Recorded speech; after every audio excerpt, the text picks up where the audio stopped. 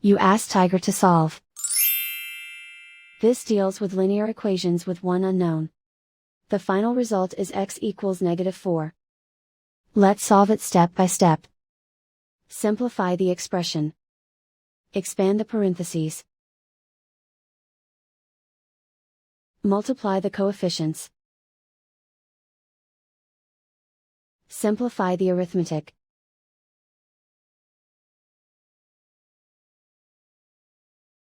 Group all constants on the right side of the equation. Subtract 12 from both sides. Simplify the arithmetic.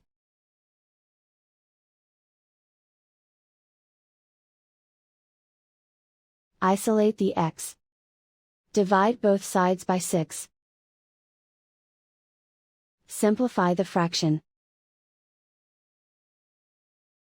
Find the greatest common factor of the numerator and denominator.